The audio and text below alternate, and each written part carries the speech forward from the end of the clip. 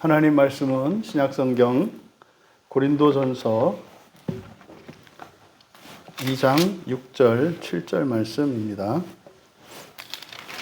신약성경 264쪽입니다. 우리 같이 한 목소리로 함께 읽겠습니다. 그러나 우리가 온전한 자들 중에서는 지혜를 말하노니 이는 이 세상의 지혜가 아니요 또 이 세상에서 없어질 통치자들의 지혜도 아니요 오직 은밀한 가운데 있는 하나님의 지혜를 말하는 것으로서 곧 감추어졌던 것인데 하나님이 우리의 영광을 위하여 만세전에 미리 정하신 것이라. 아멘. 온전한 자들 안에 있는 지혜, 이제 주보와는 조금 다르게 설교의 제목을 바꿨습니다. 온전한 자들 안에 있는 지혜라는 제목으로 말씀의 은혜를 나누고자 합니다. 여러분, 우리가 늘 성경을 대할 때는 이 세상에 관한 것이 아니라 하나님 나라에 관한 것임을 기억하셔야 합니다. 그래서 우리들이 볼 수 없고 깨달을 수 없고 이해할 수 없는 것들이라고 하는 사실을 늘 염두에 두셔야 합니다. 근데 문제는 우리가 그렇게 생각하지 않는 것은 이 성경의 말씀이 우리 현재의 삶에 그리고 이 시대와 우리가 사는 세상에 적용 가능하기 때문입니다. 그래서 이렇게 문자적으로 우리가 우리의 삶에 적용하는 수준으로 성경을 보아서는 성경을 우리에게 주신 본래의 하나님의 그 목적에 다다르지 못합니다. 그러니까 이 성경은 이 세상을 살고 있는 우리들에게 마치 하나님 나라로 인도하시는 사닥다리와 같은 것이잖아요. 그래서 이 말씀을 통해서 하나님 나라를 볼 수 있어야 하고 또 그것의 실제적인 증거들을 우리가 살고 있는 이 세상에서 우리의 삶의 정황 속에서 이제 표적으로 발견하는 것입니다. 오늘 우리가 살펴볼 이 말씀의 본문의 핵심은 사실은 바로 앞에서 5절에서 이야기하였던 사람의 지혜와 차별되는 이 세상의 지혜 그리고 사람의 지혜와 차별되는 그 지혜에 대해서 지금 말하려고 하는 겁니다. 그래서 오늘 말씀을 통해서는 이 지혜라고 하는 그래서 세상의 지혜와 그리고 그것과 차별화되는 7절에 있는 하나님의 지혜, 하나님의 지혜라고 되어 있습니다만은 여기는 이제 신입니다. 신의 지혜. 그러니까 여기에 대비되고 있는 것은 사랑과 신 그리고 이 세상과 하나님 나라 두 세상과 그리고 존재론적으로는 사람과 신의 대비가 있다는 것을 염두에 두셔야 합니다. 이 5절에서 바로 너희 믿음이 사람의 지혜에 있지 않고 이렇게 되어 있지 않습니까? 사람의 지혜에 있지 않고 그래서 지금 이제 6절에서 밝히려고 하는 것은 이제 그런데 그러나 이렇게 되어 있습니다만 그런데입니다. 우리가 말하는 것 우리가 온전한 자들 중에서는 지혜를 말하노니 이제 오해하게 이제 번역이 돼 있어요. 그러니까요, 아무한테나 말하지 않고 누구한테 말한다? 온전한 자들에게 말한다. 그러면 조금만 생각을 해보자고요. 예수님이 과연 온전한 자들에게 말씀하셨던가? 그러면 예수님이 그러지 않으셨겠어요? 나는 온전한 자들을 위하여 왔느니라 이렇게 말씀하지 않으셨겠어요? 근데 예수님은 그러지 않잖아요. 의로운 자를 위해서가 아니라 죄 있는 자, 죄인들을 위하여 오셨다 한다 이 말이에요. 그러니까 읽을 때 우리가 하고 느껴야 되는 거죠. 온전한 자들 중에서는 지혜를 말하노니 이제 바울 사도는 좀 다르네. 그러니까 이제 이런 구절들을 이제 원문을 확인하지 않으면 마치 바울이 예수님과 다른 사상, 다른 신학을 가지고 있는 것처럼 얘기를 하는 거예요. 예수님은 낮고 천한 자들을 위해서 오셨는데 바울은 워낙 또 공부 잘했던 사람이고 이런 사람이니까 그래도 웬만큼 좀 됨됨이가 갖춰진 사람들 또 웬만큼 배움이 있는 사람들, 뭐 이런 사람들에게 말을 했다, 복음을 전했다, 뭐 이렇게 이제 오해되는 거죠. 그러니까 이런 오해들은 바로 이런 성경 구절들에 대한 성경 구절, 그러니까 잘못된 번역으로 인해서 일어나는 일입니다. 그래서 여기를 온전한 자들 중에서는 이라고 이제 번역이 되어 있는데, 이 지혜를 말하는 거예요. 6절에서 말하려고 하는 이 지혜는 하반절에 뭐라고 되어 있습니까? 이 세상의 지혜가 아니요 그랬잖아요. 이 세상에 있는 지혜가 아니요. 그럼 이 지혜는 어떤 지혜다? 온전한 자들 안에 있는 지혜예요.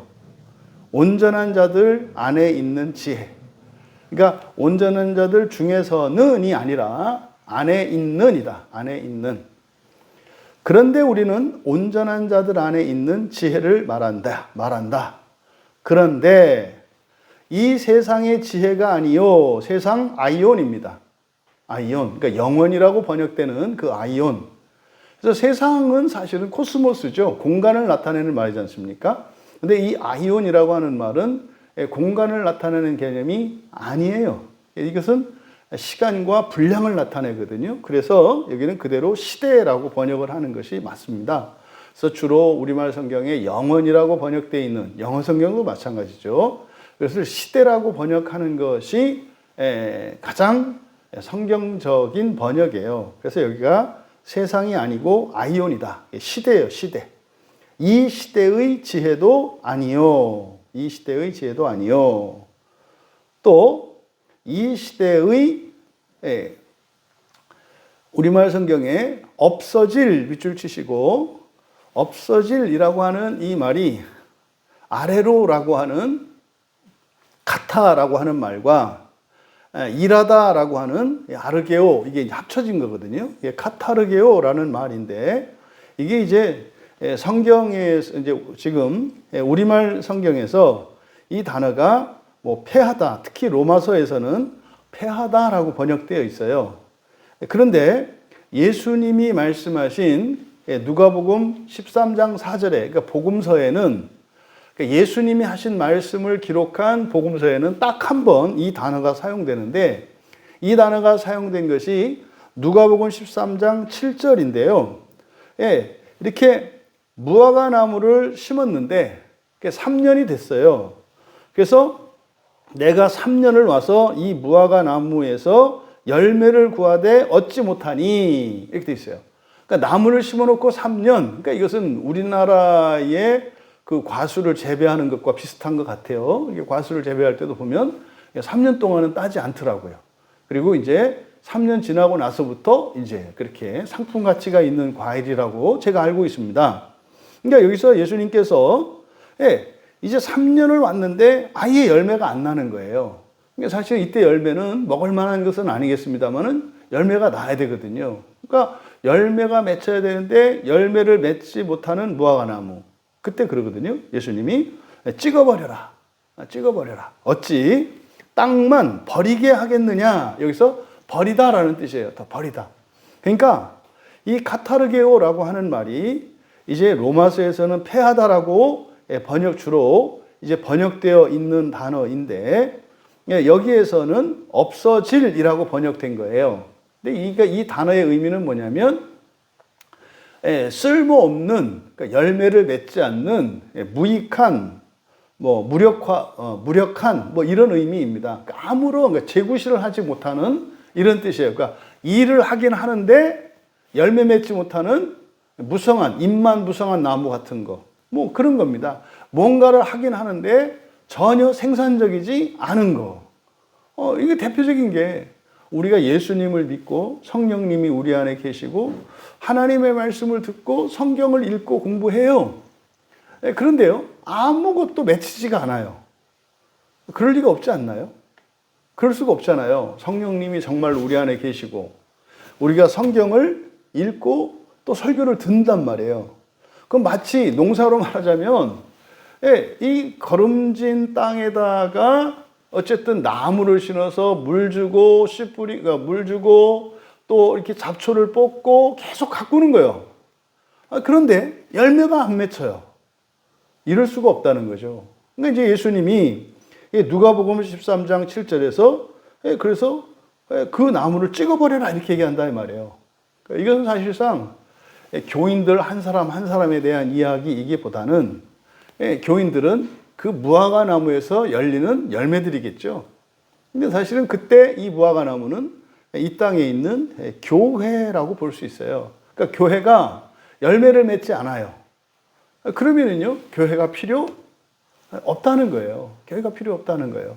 그게 이제 이 교회의 역사를 보면 이제 교회들이 세속화되어 가면 반드시 교회는 멸망하게 돼 있어요. 교회 목적에 기여하지 못하게 되면 그렇게 되는 거죠. 그래서 어찌하였든 여기서 없어질이라고 하는 이 의미는 그러니까 이제 뭐 사라진다, 없어진다 이런 뜻이 아니라 뭡니까? 그러니까 없어질 통치자들인데 이 통치자들이라고 하는 이 말이 없어진다, 사라진다 이런 의미이기보다는 사실은 보다 열매 맺지 못하고 무력화되어 가는, 그래서 이거를 제가 이제 무력화되어 가는 이라고 번역을 했어요. 이 시대에 무력화되어 가는 통치자들의 것도 아니다. 다시 한번 불러드리면, 그런데 우리는 온전한 자들 안에 있는 지혜를 말한다. 그런데 그것은 이 시대의 지혜도 아니요, 이 시대의 무력화되어가는 통치자들의 것도 아니다. 그러니까 지금 교회에서 전하는 지혜, 복음 진리잖아요. 또 성경 말씀이잖아요.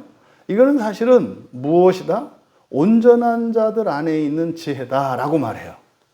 그러면 여기서 온전한 자들이라고 하는 이 텔레오스라고 하는 말은 성경에서 성경적인 의미를 우리가 파악을 해야 돼요. 여기서 온전한이라고 번역한 이 단어는 텔레오스인데 이것은 하늘에 계신 하나님 아버지의 성품이에요. 이것이. 그래서 이 땅의 교회에서 예수님을 믿고 거듭난 신자들에게서 나타나야 되는 성품이기도 해요. 그래서 이게 마태복음 5장 48절에서 하늘에 계신 너희 아버지의 온전하심과 같이, 그러니까 하늘 아버지가 어떤 분이세요? 온전한 분이세요. 그러니까 여기서 온전하다라고 하는 것은 우리가 생각하는 온전이 아니고 이것은 하나님으로서 온전한 걸 말해요. 그러니까 이게 신적 온전함이라고요. 그러니까 아버지가 온전하신 것처럼 너희도 온전하라 명령으로 주어지거든요. 그러니까 이거는요, 온전한 사람이 되라가 아니라 뭐예요? 온전한 신이 되라는 뜻이거든요. 온전한 신이 되라. 이게 사실은 이제 레위기에서 나오는 하나님이 거룩하니 너희도 거룩하라고 하는 말과 같은 뜻이에요. 그래서 이 거룩함은 신적 거룩함이에요. 여기서 온전함도 신적 온전함을 말하는 거예요. 분명히 우리는 성경을 통해서 알 수 있습니다. 가장 대표적으로 사람들이 인정할 수 없는데 첫째 부활에 참여한 사람이 예수님과 십자가에 함께 달렸던 강도예요. 이 사람은 인간적으로 가장 불완전한 사람이에요.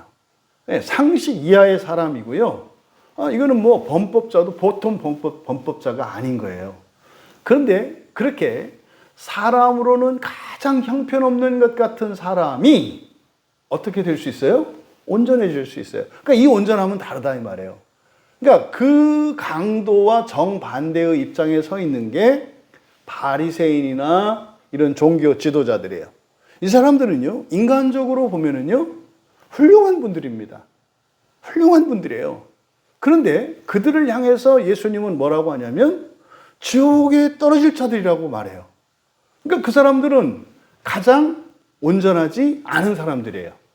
그러니까 여기서 이 텔레오스가 의미하는 온전함이라고 하는 것은 물질적인 온전함이거나 인간적인 온전함, 세상적인 온전함을 이야기하는 것이 아니라 이건 사람의 온전함이 아니라 무엇이다? 신적인 온전함이다.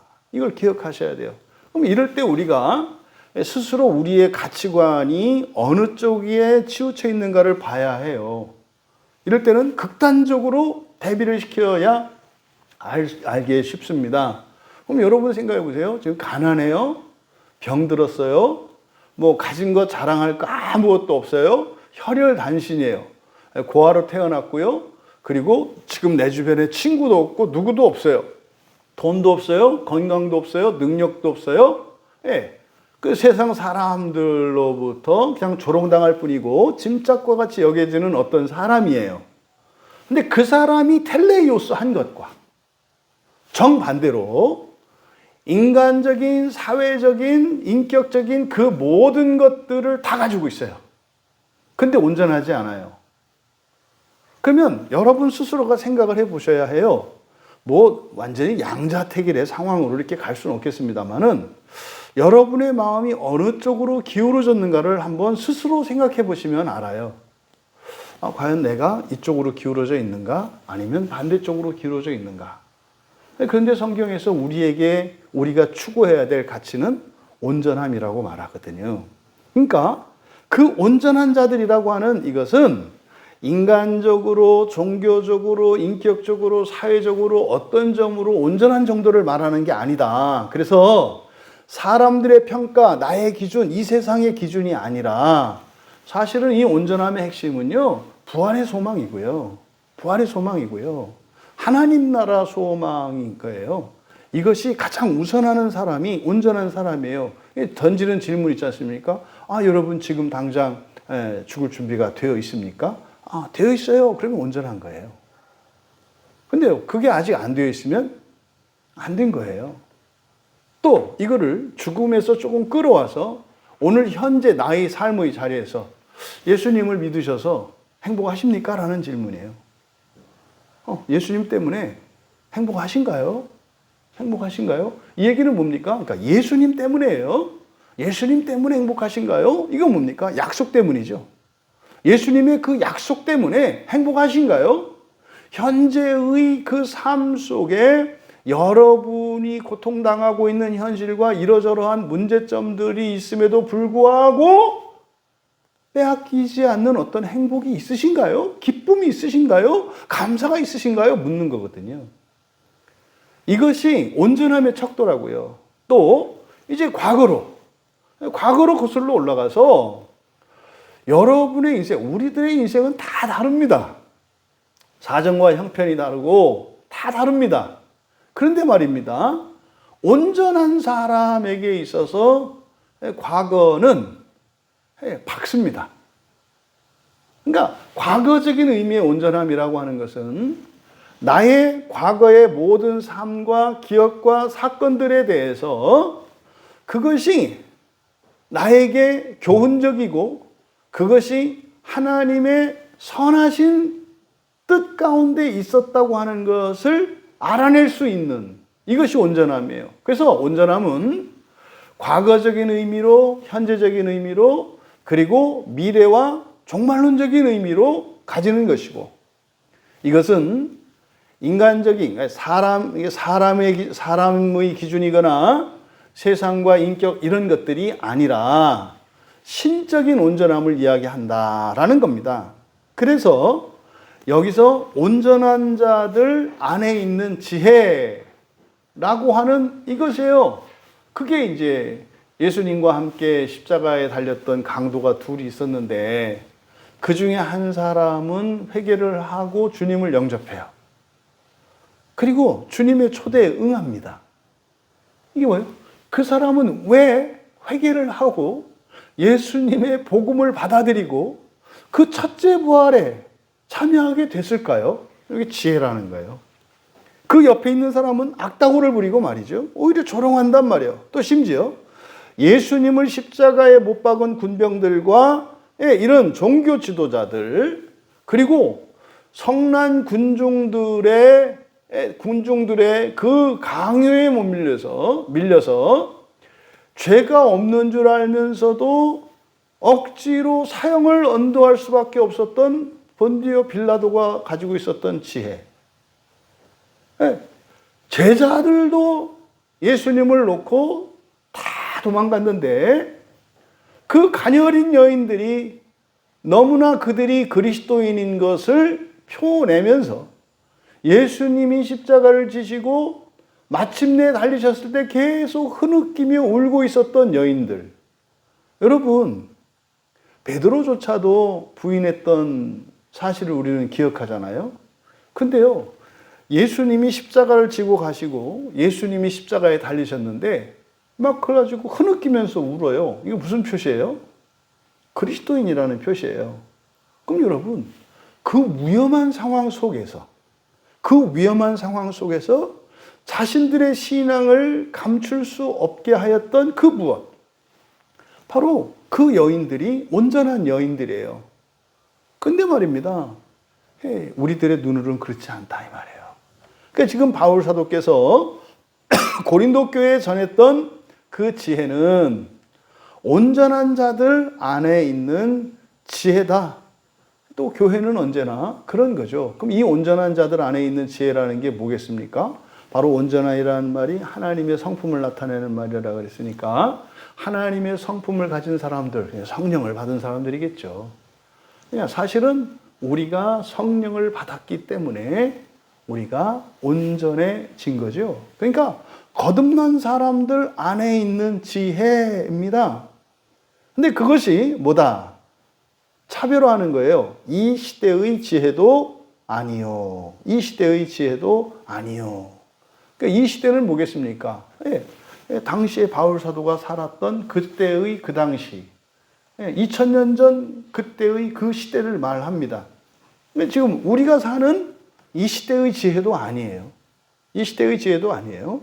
또 이 시대의 무력화되어가는 통치자들, 이 아르콘이라고 하는 이 말의 의미는 뭐라고 했습니까? 천사에게 쓰이는 것이고, 또 이것이 구약에서 이야기할 때 이것은 하나님의 백성들에게만 쓰인다 그랬잖아요. 지도자라는 의미예요. 지도자라는 의미고, 영적인 지도자들.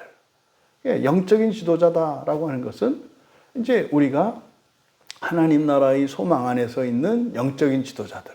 엄마, 아버지. 대표적인 것이 이 아르콘의 가장 대표적인 것이 사실은 가정에서의 부모들이거든요. 근데 그 부모들이 이 아르콘이 되는 것은 아니에요. 부모들이 아르콘이 되려고 하면 뭐가 돼야 돼요? 바로 그 지혜를 가지고 있어야 되고요. 그 지혜를 가지고 있으려면 성령이 안에 계셔야 되죠. 그리고 성령이 안에 계신다고 해서 되는 것이 아니라 사실은 성령이 안에 계셔도 성령과 함께 자기의 마음을 기경하는 사람들이에요. 그래야 비로소 그들이 그 지혜를 가지게 돼요.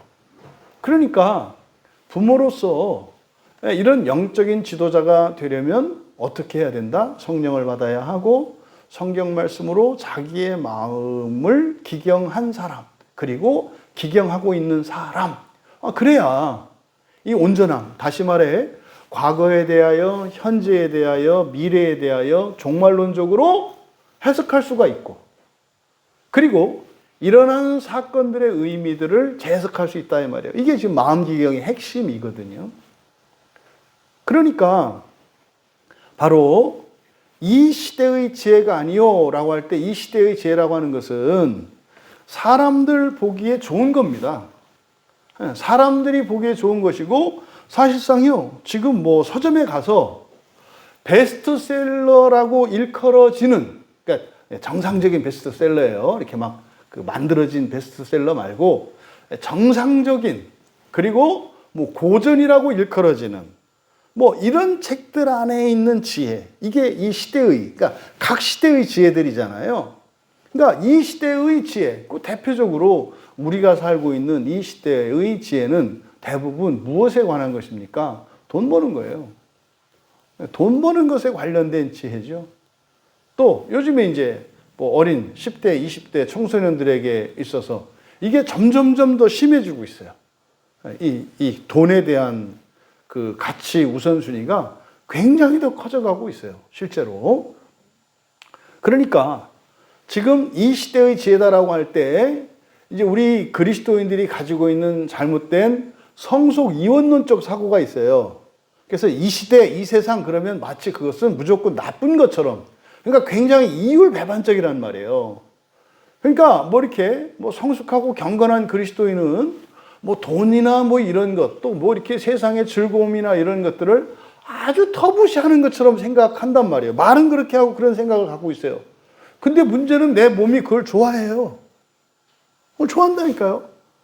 그냥 뭐 아무 음식이나 이렇게 값싼 음식을 먹는 것보다 정말로 좋은 재료로 그리고 좋은 요리사가 요리를 해서 좋은 그릇에 담아낸 것이 좋거든요. 아니, 그걸 좋아하는 걸 어떻게 해요? 근데요, 생각은 어떤 생각을 갖고 있어요? 이런 걸 좋아하면 안 돼. 이런 생각 갖고 있어요. 그러니까 이율배반적인 사고를 가지고 있으니까 굉장히 내적 갈등이 심하죠. 그러니까 뭐 좋은 옷 하나 사 입을 수 없고, 뭐 좋은 음식 먹을 수도 없고, 뭐 좋은데 구경도 못 가는 뭐 이런 일이 일어나는 거예요. 갔다 오고 나면은 찝찝하고 말이죠.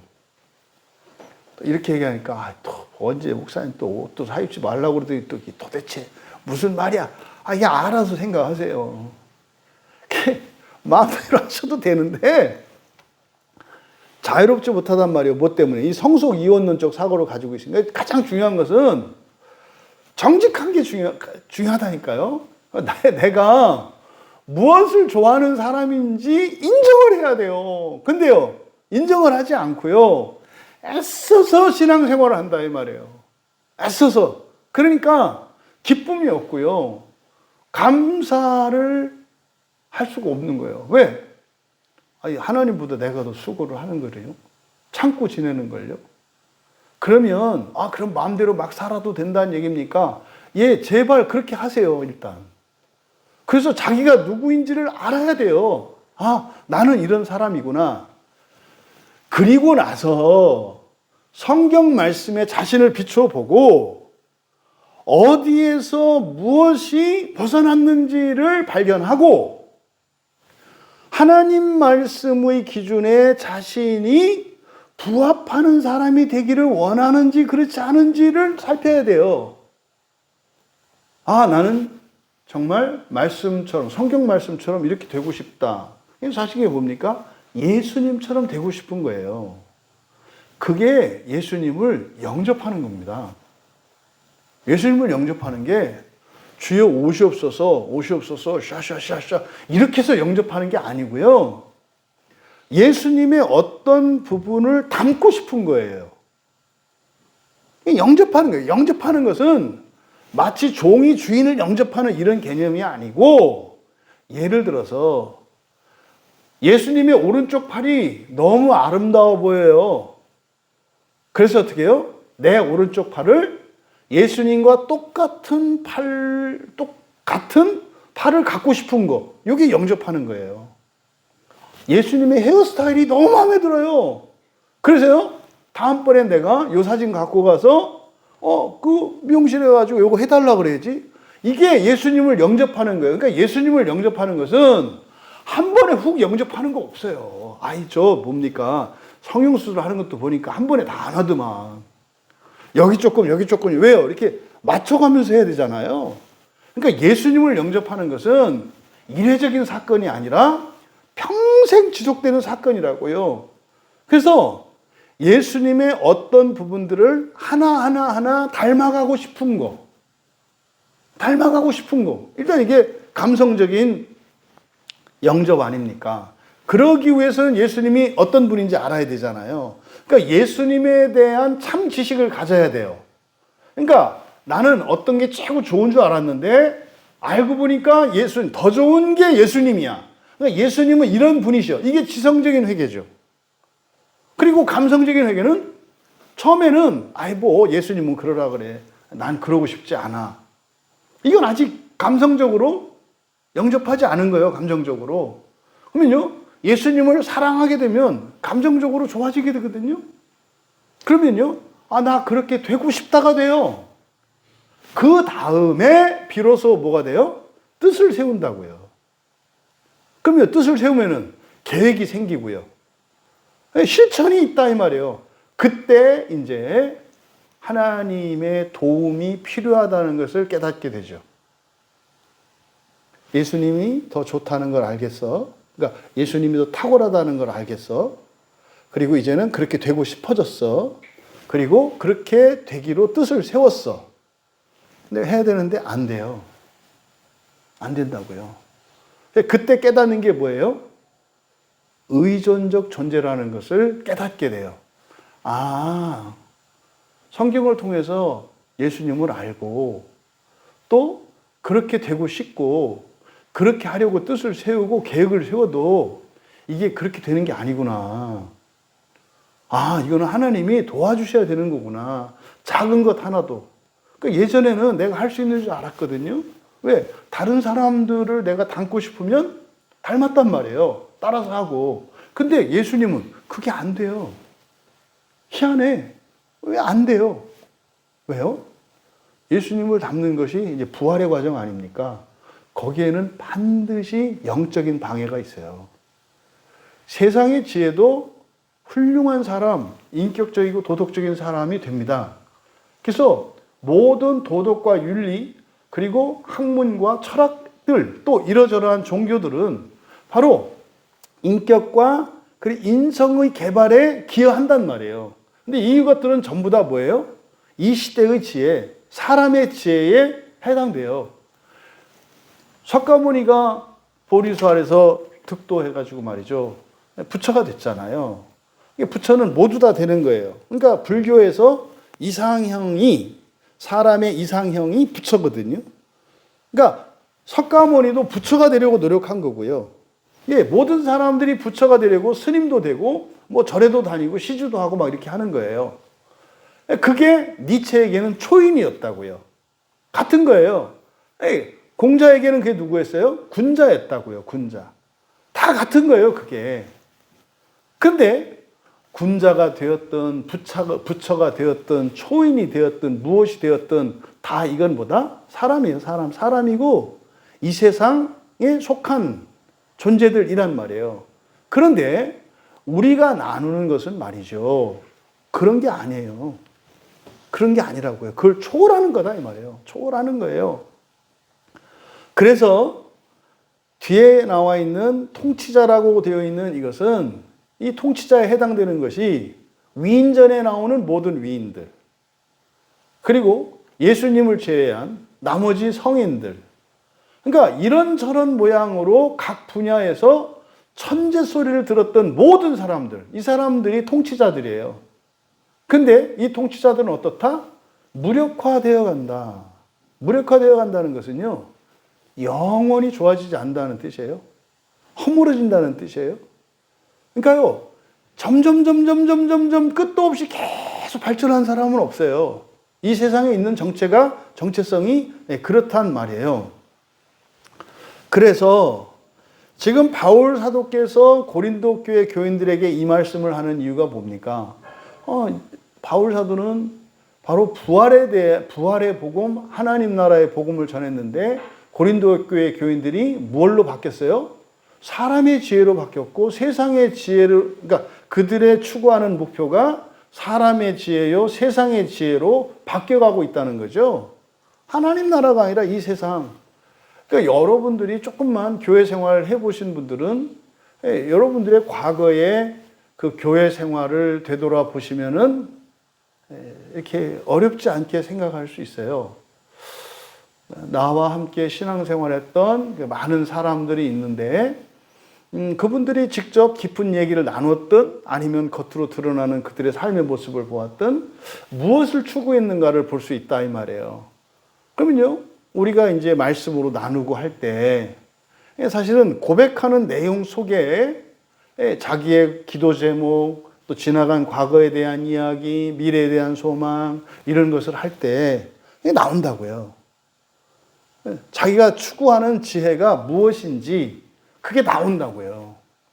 이게 부활과 하나님에 대한 추구로 살아가는지 아니면 세상과 사람에 대한 추구로 살아가는지를 말 속에서도 알 수 있다 이 말이죠. 그러니까 지금 고린도 교회가 마치 이렇게 하늘로 날아오르던 사람들이 땅으로 곤두박질 치는 상황이잖아요. 이때 일어나는 게 뭐예요? 분열이라고요. 여기서 비교의식이라고요. 그리고 뭐예요? 정죄하고 판단하는 거라고요. 날아오르는 사람들의 특징은 말입니다. 자꾸 연합이 돼서 함께 가요. 연합이 돼서. 떨어지는 사람들은 말이죠. 오히려 무게가 가벼워지는 것 같아요.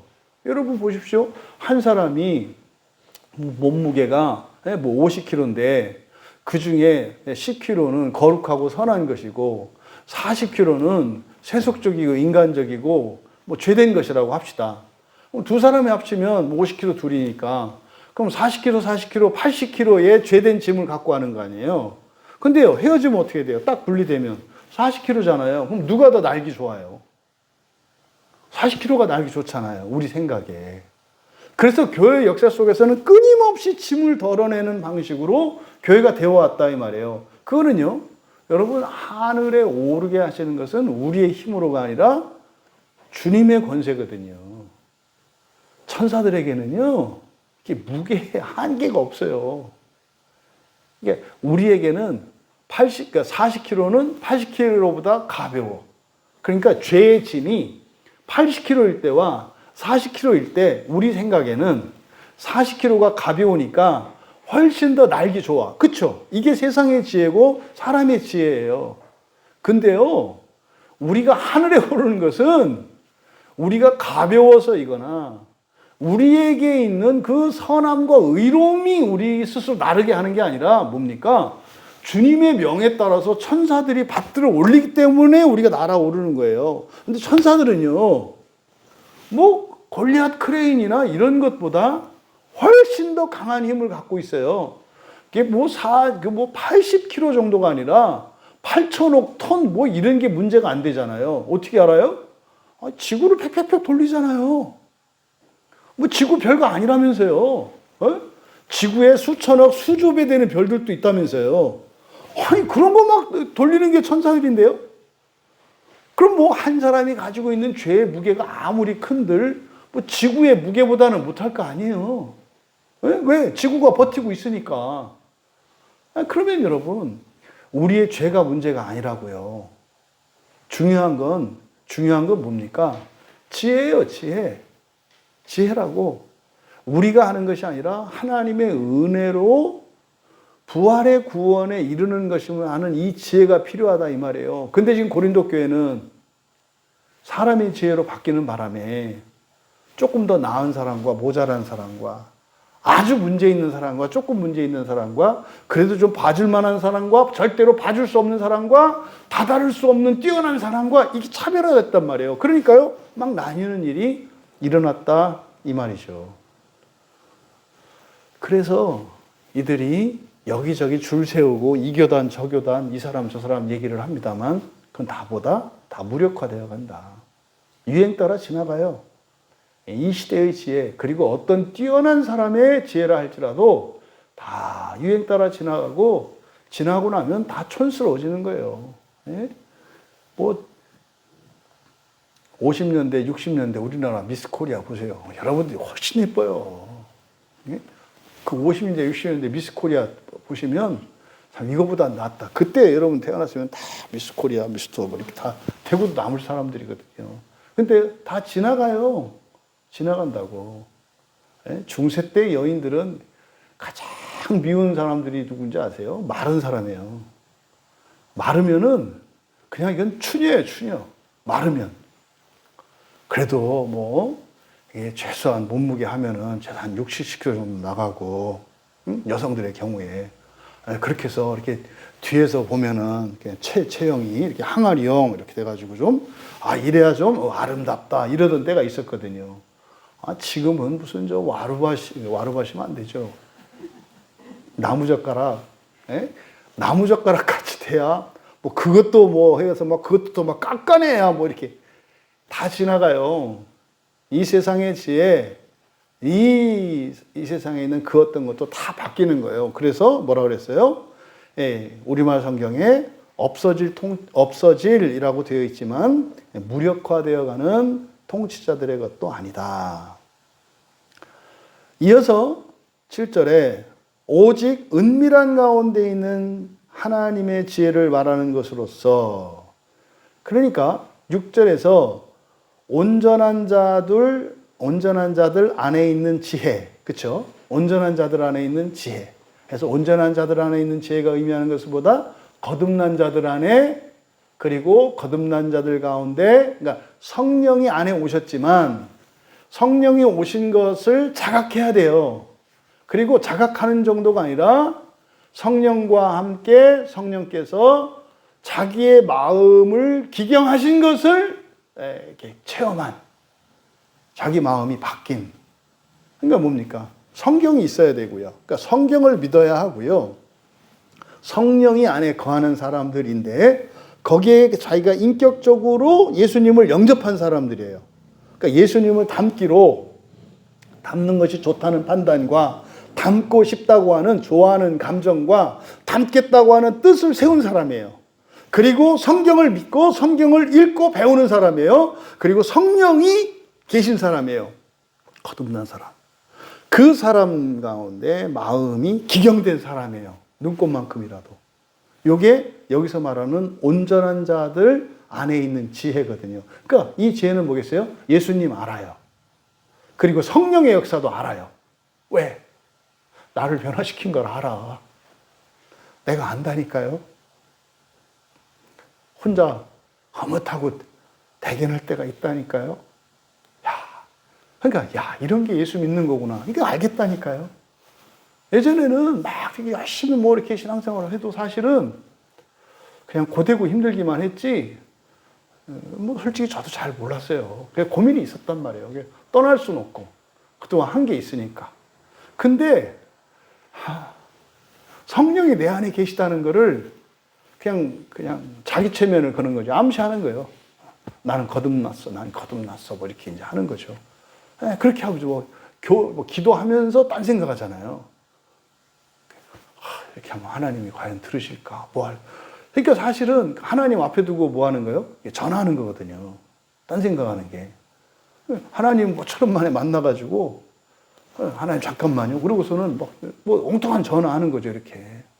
그러니까 이렇게 생각하는 것과 기도하는 것 차이가 뭐예요?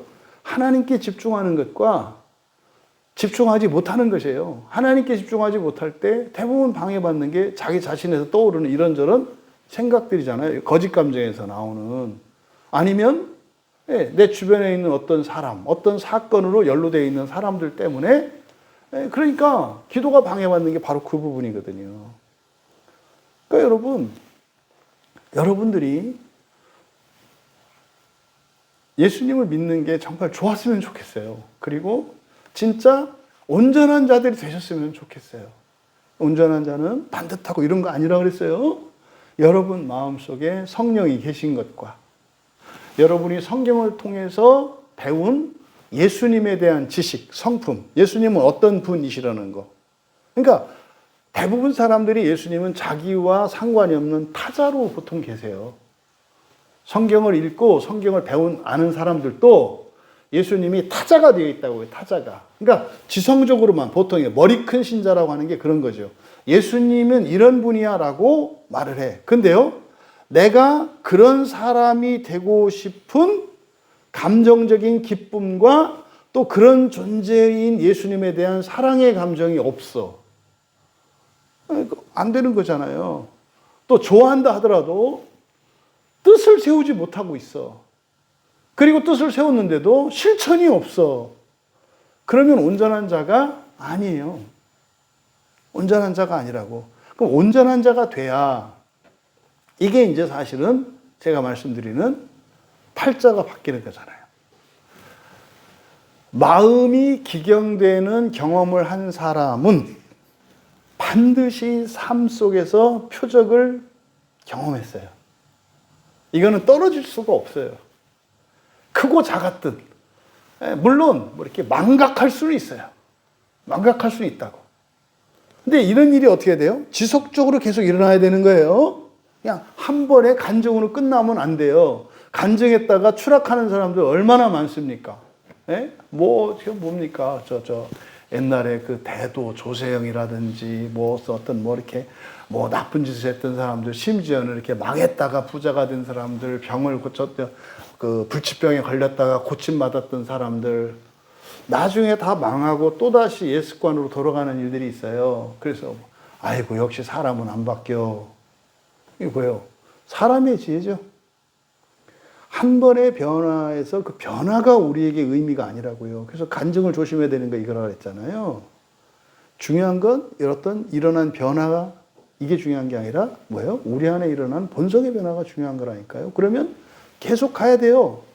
바로 그 온전한 자들 다 되시기를 바라요. 근데 그들 안에 있는 그 지혜, 그것을 이제 7절에서 설명하는 거거든요. 그럼 온전한 자들 안에 있는 지혜가 뭐냐? 세상 사람들이 좋다고 생각하고 인정하는 그런 거 말고 그런 거 아니라는 거예요. 그리고 가장 뛰어나다라고 하는 사람들이 될 수 있게 하는 어떤 길들 지혜, 그것도 아니라는 거예요. 온전한 자들 안에 있는 지혜라는 거예요. 그것을 7절에서 뭐라 그랬느냐? 은밀한, 바꾸시고요. 은밀한 미스테리온인데 신비예요, 신비. 그러니까 지금 우리말 성경에 은밀한이라고 하는, 그러니까 신비라는 말을 안 쓰고 있어요. 왜냐하면 우리나라 초대교회 때 1900년대 초반에 1920년대, 30년대 이때 이제 우리나라 신비주의 이단들이 많이 일어났어요.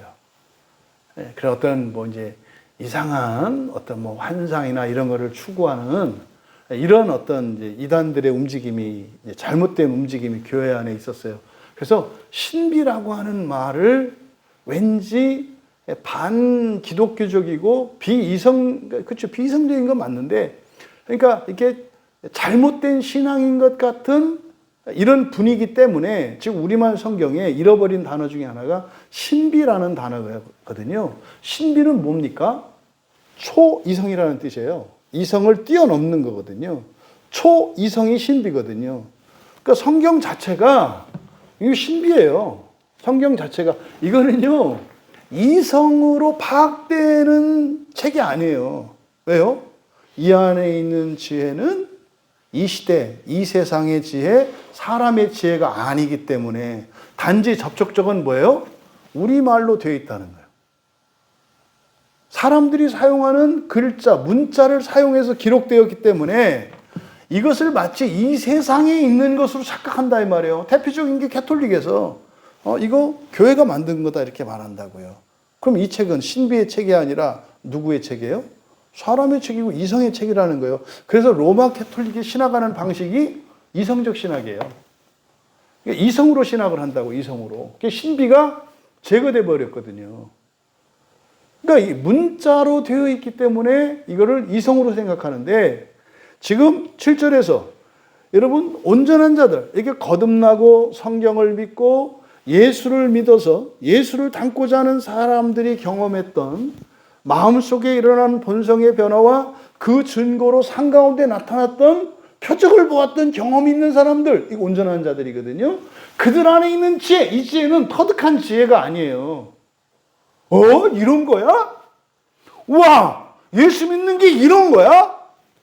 설명을 하면 못 알아들어요. 못 알아듣는다고요. 그것을 7절에서 뭐라고 한 거예요? 신비라고 한 거예요. 신비.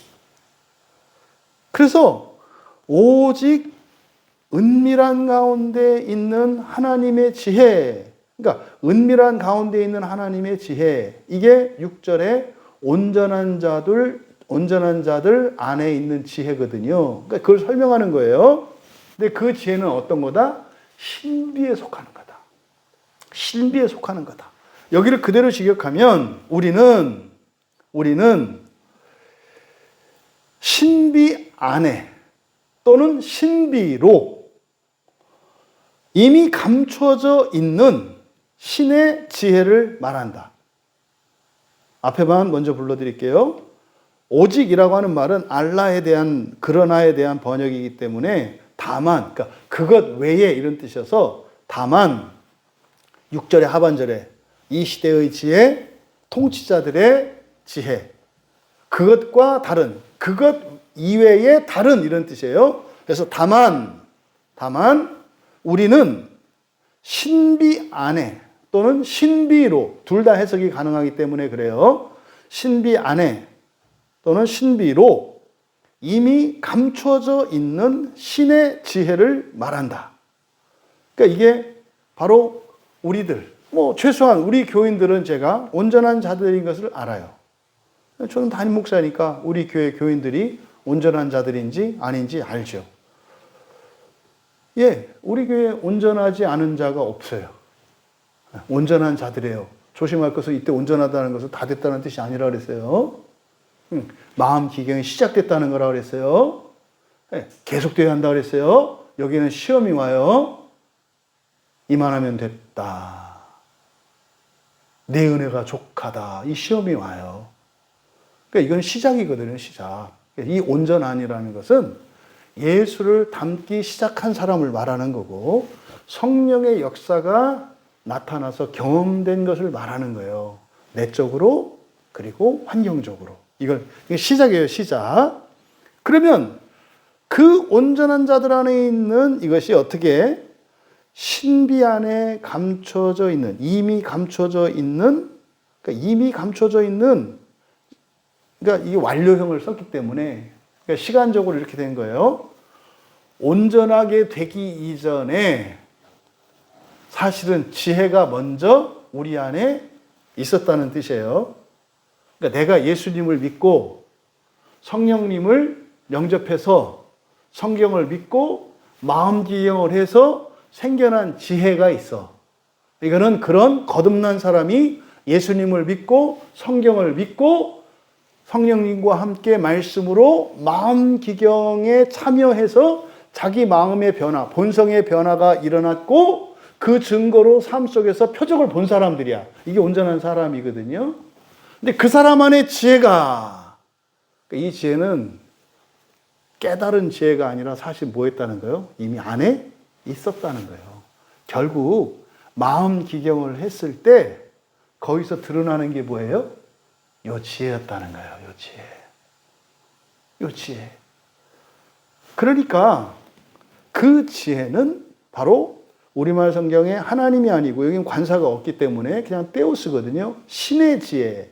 이게 이제 우리가 사람에게는 두 본성이 있다. 그렇죠? 인성과 신성.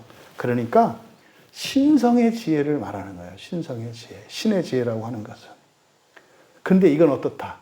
이미 우리 안에 있었다. 그거를 이미 창세기 1장에서 창조 섭리 속에서 사람이 누구의 어떻게 창조돼요? 하나님의 모양과 형상대로. 이게 신성이에요. 하나님의 모양과 형상대로. 그러니까 이미 우리는 하나님의 형상을 따라서 지음을 받은 하나님의 자녀들이라는 뜻이거든요. 근데 이게 어떻게 해요? 육체와 인성에 가려져 있어. 그러니까 성령이 오시는 이유가 사실 그러니까 뭔 거예요? 우리 안에 있는 이 신성을 드러날 수 있도록 거기를 막고 있는 마음의 껍질들을 깨기 위해서 오신 거죠. 이 얘기를 하는 거예요. 그러니까 모든 사람 안에는 신의 지혜가 있어요, 없어요? 있어요. 모든 사람 안에는 다 신의 지혜가 있어요. 그래서 사람들이 종교를 만들어내는 거고, 사람들이 상상을 하는 거고, 창조 행위를 하는 거예요. 뭐 때문에? 신의 지혜가 있기 때문에. 근데 사람들은 그것을 신의 지혜라고 생각하지 않고 그 신의 지혜를 뭘로 바꿔요? 사람의 지혜로 바꾸고 세상의 지혜로 바꾸어. 그러니까 자꾸 이 세상에 어떤 문화와 문명만 건설하는 데 초점을 맞춘다고. 계속 땅을 파고 자원을 쓰면 고갈된다는 거 다 알거든요. 그럼 어떻게 해야 돼요? 발전은 최대한 늦추는 게 좋은 거예요.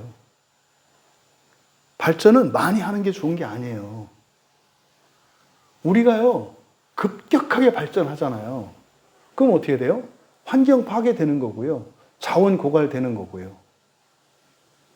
그런 거예요. 그러니까 이 세상은 유한합니다. 사람도 마찬가지예요. 사람도 자기가 가지고 있는 힘이나 기량이나 능력이라고 하는 것은 제한되어 있어요.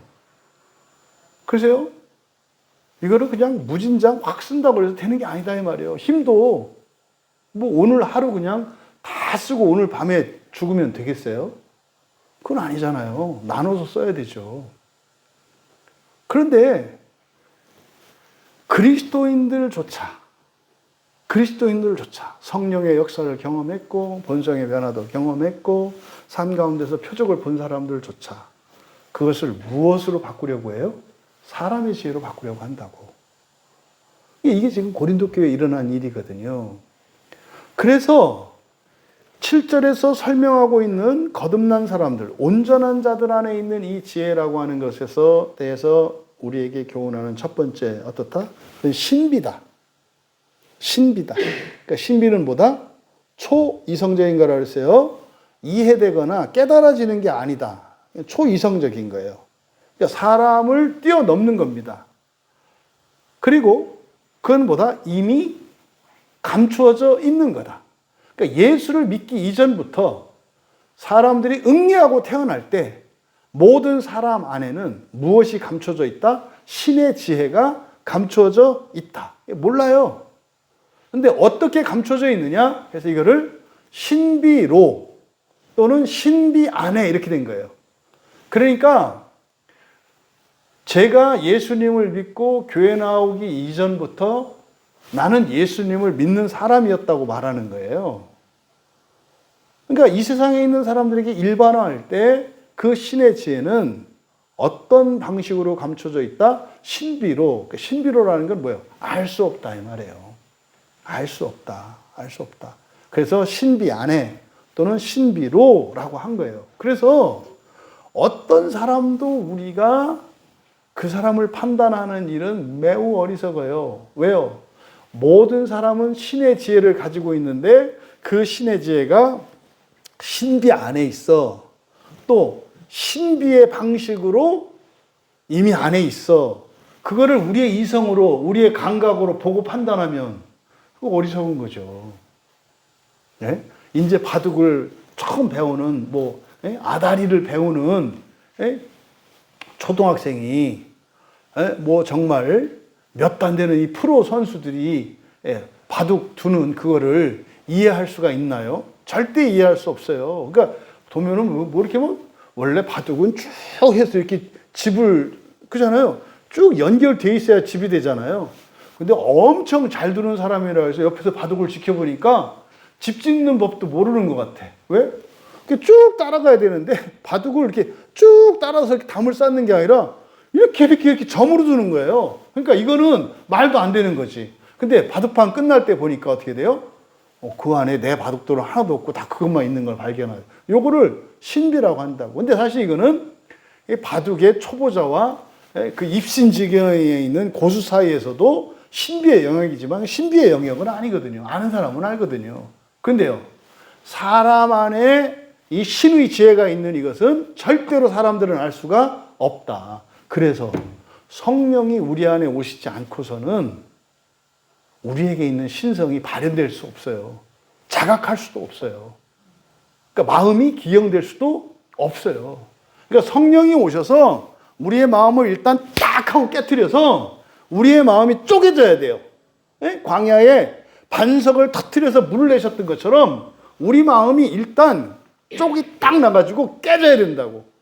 그래야 그 안에서 생명수가 나오듯이 우리의 신의 지혜가 나오기 시작해요. 성령이 오시지 않고서는 안 돼요. 하나님이 창조하시지 않고서는 내가 태어날 수도 없고 세상이 없었던 것처럼 우리의 마음이 재창조되기 위해서는 성령이 오셔서 우리의 마음을 깨트리셔야 된다고요. 그래서 우리 안에 있는 신의 지혜는 신비의 영역, 신비로 있는 것이다. 하지만 이미 있다. 예수 믿기 이전부터 신의 지혜가 우리 안에 있다. 감춰져 있다. 그러니까요, 이건 어떻게 해야 돼요? 신의 지혜는 받는 게 아니라 뭐 해야 돼요? 안에서 찾아내야 되는 거예요. 받는 게 아니에요. 지혜롭게 하소서라고 하는 말은 어떤 뜻입니까? 내 마음을 깨트리소서죠.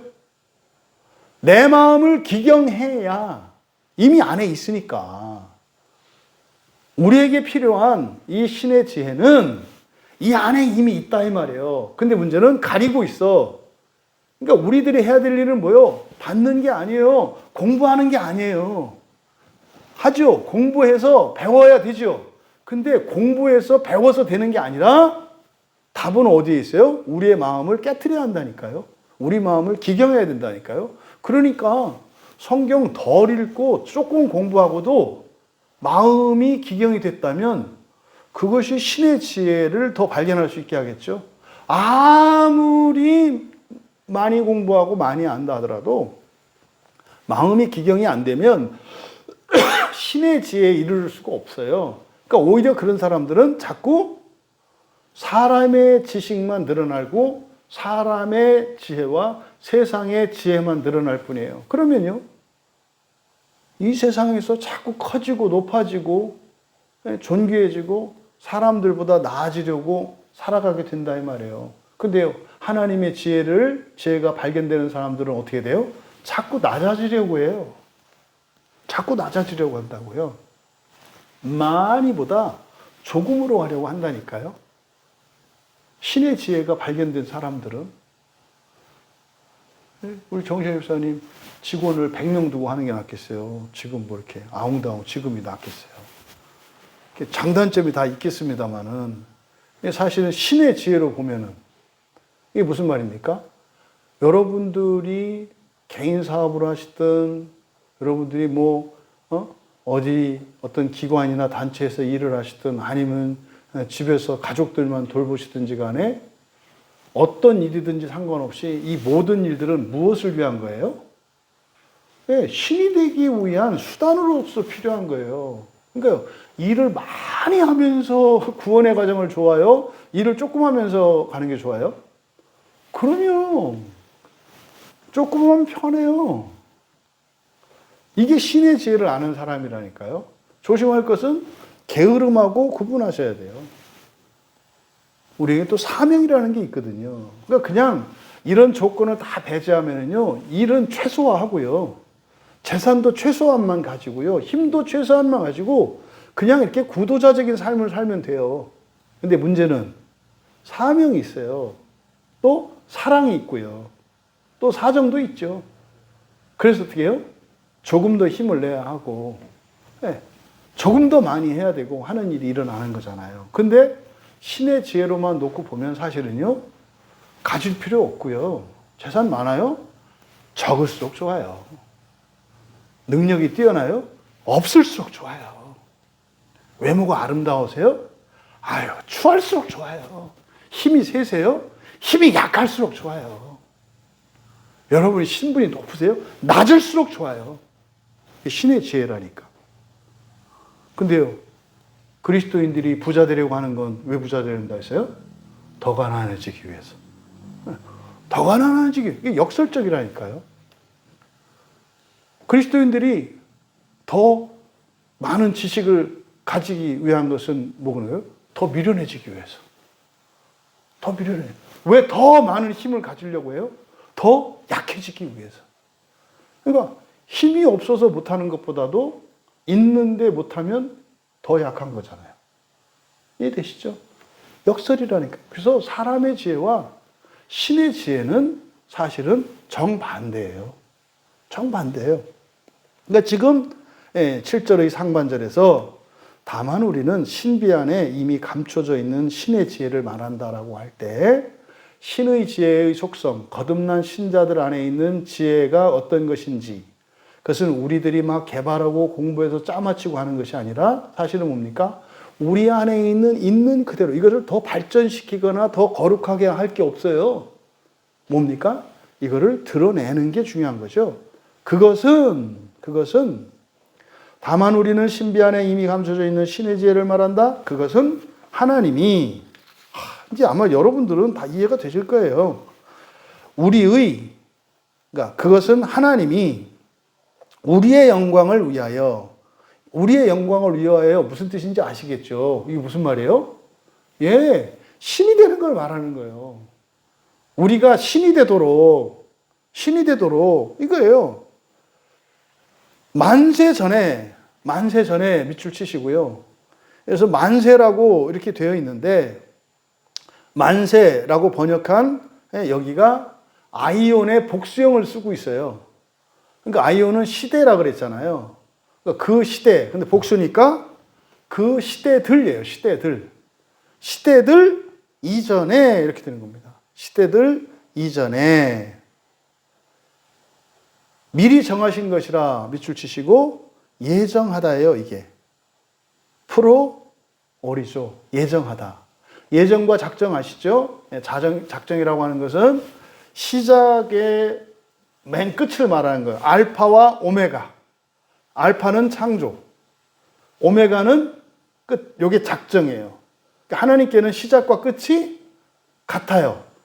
이게 사실은 신의 지혜의 특징이에요.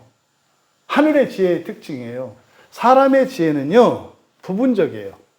그리고 상황적이고 상대적이에요. 그리고 조건적이에요. 그런데요, 신의 지혜는 방법, 수단, 목적, 과정과 결과가 하나예요. 그러니까 예를 들어서 이 전화기에 많은 부품들이 있잖아요. 그 많은 부품들을 만드는 그런 기술과 그런 또 조립하는 어떤 이런 지혜들이 필요하잖아요. 요게 사람의 지혜예요. 그러니까 이걸 하나를 만드는데 사람의 많은 지혜들이 사용이 됩니다. 그럼 이 중에 한 가지만 잘못돼도 이 기계는 정상적으로 작동하지 않죠. 근데 신의 지혜는요, 전체 다예요.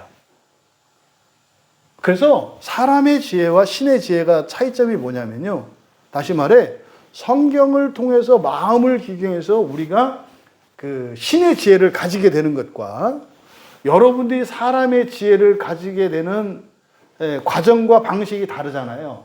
신의 지혜는 뭐 새로 얻는 게 아니라 우리 안에 이미 있는 것을 발견해내는 거라 그랬잖아요. 그래서 마음을 기경한다 그랬어요. 그러면 우리 안에 이 신의 지혜를 이렇게 발견해내는 거, 찾는 거죠. 감추어진 거를 보물찾기 하는 것처럼 찾는 거거든요. 그러면 이것과 사람의 지혜를 우리가 얻는 방법은 어떻게 해요? 밖으로부터 여러 가지 지식들을 얻어요. 공부하고 경험하고 해서. 그거를 가져다가 조립해서 만드는 게 사람의 지혜거든요. 근데 이 사람의 지혜는 부분적이고 제한적이에요. 그래서 하나의 사람의 지혜는 또 다른 지혜를 필요로 해요. 이해되시죠? 이 기계만 사서 되는 거 아니다 이 말이에요. 샀으면은 이또 뭐 해야 돼요? 작동 원리도 안 해야 되고 유심도 또 사야 돼. 그리고 통신사에 등록도 해야 되잖아요. 그러니까 이 전화기, 이 스마트폰을 가지고 사람의 지혜와 신의 지혜를 비유하자면 신의 지혜는 그냥 이렇게 하면 되는 거예요. 이렇게 다. 신의 지혜를 알면. 그러니까 공부하고 사고 뭐 끼고 배울 것도 없어. 그냥 하는 거야. 왜? 본성적이니까. 사실은 우리의 존재 자체예요. 근데 사람의 지혜는요, 뭐 됐나 싶으면은 다음에 업그레이드 되면 또 또 업그레이드하고 나중에 또 안 나와서 사실 바꾸고 이렇게 된다 이 말이에요. 그래서 사람의 지혜를 발견하는 것과 사람의 지혜를 만들어가는 것과 신의 지혜를 발견하는 것. 신의 지혜는 이미 내 안에 있는 것을 찾아 꺼내 쓰는 거고요. 사람의 지혜는 없는 것을 내가 얻기 위해서 수고와 대가를 지불해야 된다고요. 근데 이거는 영원하지가 않아. 무력화되고 유행 따라 지나가고 바꿔야 되는 거야. 언제까지? 죽을 때까지 계속. 근데 이 신의 지혜는 닳지도 않고 그 자체만으로 다 된다 이 말이에요. 이게 신비라고요, 신비. 그래서 신비라고. 그래서 신의 지혜를 가지면 성경을 가지고 여러분들이 마음기경 하잖아요. 그래서요, 만 권을 읽은 박사보다 여러분들이 더 지혜로워져요. 진짜로. 그냥 하는 말이 아니에요. 정말로 그래요, 정말로. 그래서 우리들이 추구해야 하는 것은 바로 신의 지혜입니다. 근데 이 신의 지혜는 노력과 열심으로 우리의 어떤 인간적인 탁월함으로 얻어지는 게 아니다. 이걸 얻을 수 있는 방법은 딱 한 가지밖에 없다. 뭐다? 마음기경이에요. 마음기경을 통해서 여러분들이 신의 지혜를 발견해내면 하나의 신의 지혜에 필적할 만한 사람의 지혜를 가지려면 천만 배, 억만 배 더 많은 수고와 열심과 능력과 대가 지불이 필요해요. 여러분, 집에 있는, 말하자면 여러분 집 안에 뭐 이제 금덩어리가 집에 많이 있다는 거예요. 여러분 집 안에. 예? 많이 있대요, 많이. 그거를 찾아서 쓰실래요? 아니면 맨날 나가가지고 일하고 막 이렇게 해서 벌어서 쓰실래요? 예? 근데 그냥 딴 생각 하지 마시고, 아니, 그럼 집에 있는 거 찾아 쓰는 게 좋잖아요. 아니, 훨씬 그 가치도 크고, 예? 아니, 그리고 집에 있는 거니까 확실하잖아요. 집에 이렇게 있다니까. 근데 밖에 나가서 보는 건 벌 수도 있고 망할 수도 있잖아요. 그리고 벌어봐야 이거 비교가 안 된다니까요. 바로 이걸 말하는 거예요. 그러니까 우리가 예수를 믿는다라고 하는 것은 드디어 우리 안에 있는 이 보물, 신의 지혜를 활용할 수 있게 된 것을 의미해요. 근데 말입니다. 뭐라고 돼 있어요? 우리의 영광을 위하여 그 시대들 전에 미리 정하신 거다. 미리 정하다가 뭐라 했어요? 예정하다라고 돼 있죠. 그러니까 이거는 뭐냐면 이미 정해져 있어요. 그러니까 무슨 말입니까? 확실해요. 확실하다고. 근데 예정은 이중예정이라고 그랬어요. 밖에 나가서 일하는데 집에 있는 금덩어리가 찾아지지 않아요. 뭐 해야 돼요? 그러니까 1차적으로 집에서 금덩어리를 찾는 일이 필요하다고요. 이게 뭡니까? 순종이에요. 여기에 믿음이 요구돼요. 예정은 믿음과 순종 안에 약속되어진 거예요. 믿음과 순종 안에 약속되어진 것이 예정이에요. 작정은 뭐예요? 그냥 사람에게 정해진 거예요. 모든 사람에게 정해진 거예요. 이거는 모든 사람이 똑같은 거예요. 그래서 대표적으로 인생 100년의 작정은 뭐겠어요? 나이 먹는 거 예외 없죠? 늙는 거 예외 없죠? 소화력 떨어지는 거 예외 없죠? 죽는 거 예외 없죠? 이게 작정이에요. 예정은 모든 사람이 똑같지 않아요. 예정은 뭐라 그랬어요?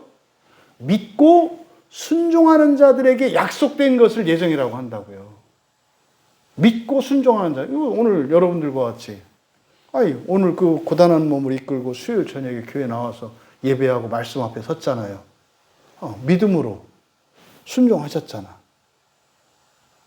여기에는 그래서 하나님이 약속하신 게 있어요. 이걸 예정이라고 한다고요. 그러니까 여러분 마음속에 있는 신의 지혜를 발견하는 일은 믿고 순종하면 반드시 이루어지는 거예요. 그러니까 이건 우리에 의해서 되는 게 아니에요. 발견할 수 있게 된다 이 말이에요. 그러면 이 예정의 은혜를 입으려면 무엇이 필요하다? 믿음과 순종이 필요하다. 그럼 이때 믿음이라고 하는 것은 뭐겠어요? 집에 금덩어리가 있다고 믿는 거예요. 다른 믿음이 아니라 예수 그리스도께서 나를 위해 죽어주시고 그거 아니요.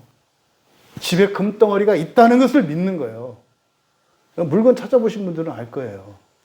있다고 확신하고 찾는 분들은 찾는데요.